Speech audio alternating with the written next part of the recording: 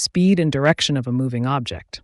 Velocity. Velocity is how fast an object is moving and in which direction. Imagine trying to find your way to a friend's new house in a busy city. Just like needing both the address, direction, and your walking pace, speed, to arrive on time, an object's velocity requires both how fast it's moving and where it's headed.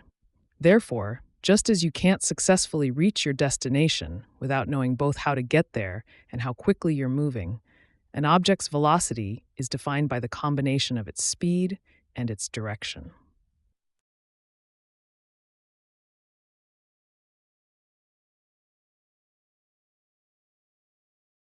The push or pull exerted on an object. Force.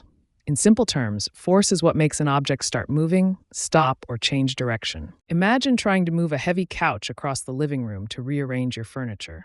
Just like you need to exert a push or pull to get the couch moving, forces in physics involve the same principle of exerting a push or pull on an object. When you push on the couch, you're applying force to overcome friction and inertia, similar to how any force in nature acts to change an object's state of motion.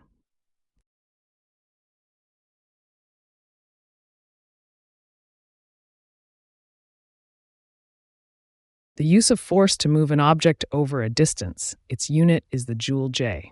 Work is when you apply force to something and it moves. Imagine trying to push a heavy shopping cart across a supermarket parking lot. This task is similar to the scientific concept of work, where you apply force to move an object over a distance.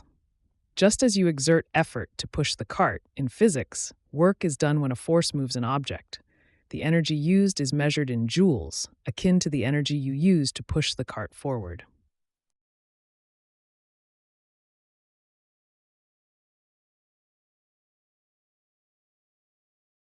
The distance an object travels per unit of time. Speed. Speed is how fast something is moving. Imagine you're trying to finish a jigsaw puzzle before dinner.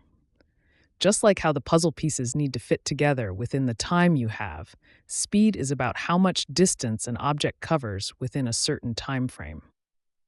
In this analogy, each puzzle piece represents a unit of distance, and the time before dinner is your unit of time. So completing the puzzle efficiently is akin to an object traveling quickly, as both require maximizing progress within a limited time.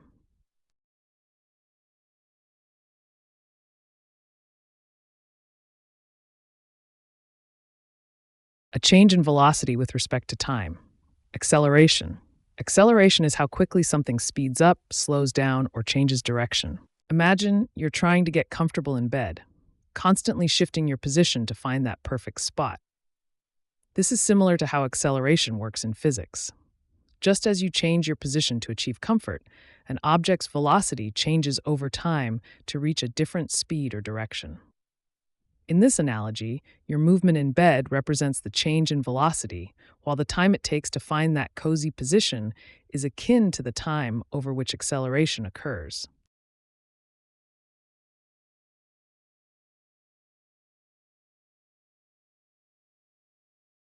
The force that opposes motion between two surfaces that are touching. Friction is the resistance you feel when you slide one object over another. Imagine trying to walk across a floor covered in scattered marbles. Just as those marbles make it difficult for you to move forward smoothly, friction opposes the movement between two surfaces in contact. In this analogy, your feet are like one surface. The marbles represent the roughness of the other surface, and your struggle to move mirrors how friction resists the motion, highlighting the challenge of overcoming opposition to achieve movement.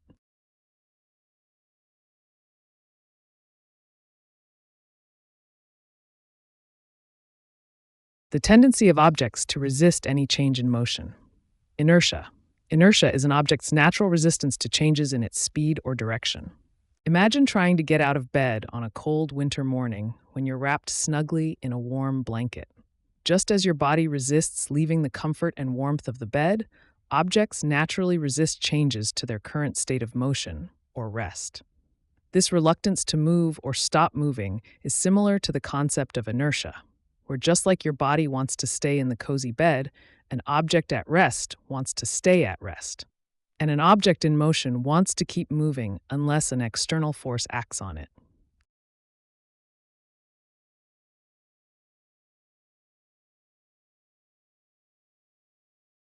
The attractive force between all objects that have mass.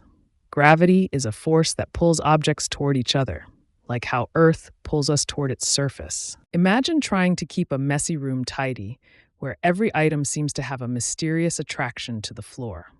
Just like how those objects seem irresistibly drawn to the ground, gravity is the force that pulls objects with mass towards each other, like the Earth pulling everything towards its center. In this analogy, the floor represents the Earth. The scattered items are the objects with mass, and their tendency to fall and stay put is akin to the gravitational pull that keeps us grounded.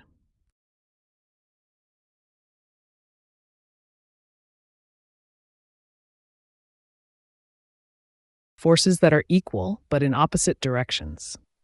Balanced force. In science, a balanced force means that an object stays still or continues to move at the same speed in the same direction because the forces acting on it cancel each other out. Imagine you're in a tug of war with a friend, and despite both of you pulling with all your might, neither of you is moving an inch. This stalemate is similar to balanced forces, where equal forces act in opposite directions, resulting in no movement. In this analogy, your effort and your friend's effort are the opposing forces, and the rope staying still represents the object experiencing balanced forces, showing how neither side overpowers the other, thus maintaining equilibrium.